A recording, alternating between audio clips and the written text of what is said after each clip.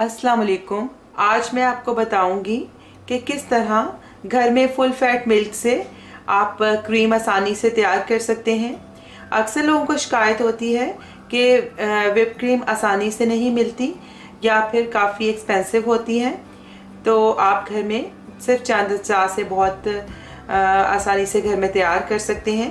तो इसके लिए हमें जिन जिन चीज़ों की ज़रूरत है वो ये है।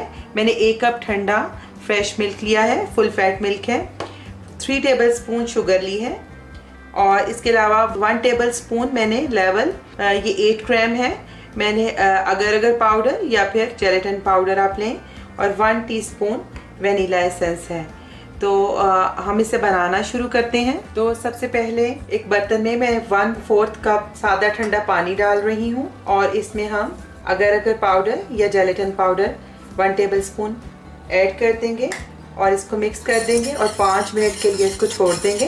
अब 5 मिनट हो गए हैं तो जेलेटिन पानी के साथ फूल गई है। अब मैं इसको थोड़ी सी हीट दूंगी ताकि जेलेटिन इसमें डिज़ोल्व हो जाए।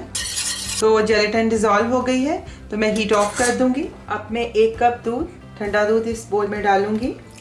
साथ ही इसमें वनीला एसेंस भी शामिल कर दूंगी और चीनी भी शामिल करूंगी। और हमने जो अगर ये जेलेटिन जो डिज़ोल्व की है वो इसके अंदर डाल देंगे। इसको अच्छे से स्टर करेंगे ताकि सब चीज़ें अच्छे से मिक्स हो जाएं और चीनी भी अच्छे से शामिल हो जाए, क्योंकि मैंने पाउडर्ड शुगर इस्तेमाल नहीं की।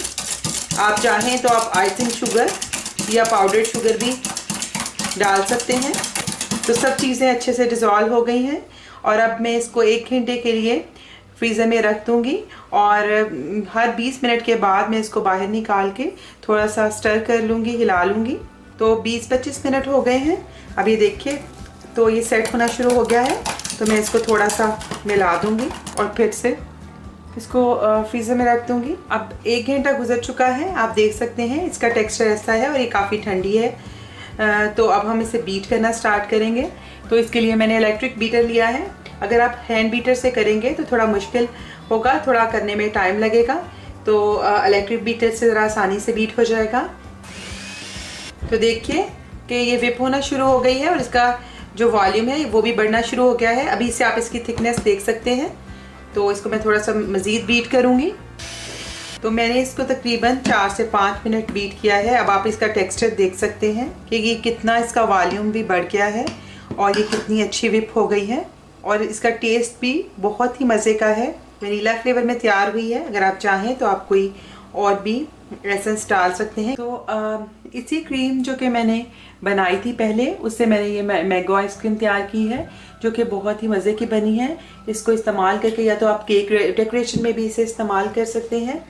और इससे मैं आपको इसमें मैंने थोड़ा सा पोर्शन लेकर और इसमें कलर डालकर आपको इसको दिखाती हूँ कि ये किस तरह ये काम करती है। तो आप देखिए ये बासानी इससे डिज़ाइन बन रहे हैं। स्टार टिप मैंने लगाई है। तो आप इससे बासानी डिज़ाइन भी कर सकते हैं और केक के अंदर भी आप इसको लगा सकते हैं। उम्मीद है कि आपको ये रेसिपी बहुत यूज़फुल लगेगी और आप इसको ट्राई करेंगे और ट्राई करके मुझे बताएं कि आपको ये रेसिपी कैसी लगी। आइंदा आपके साथ किसी नई रेसिपी के साथ फिर मुलाकात होगी। उस वक्त तक के लिए अल्लाह हाफिज़।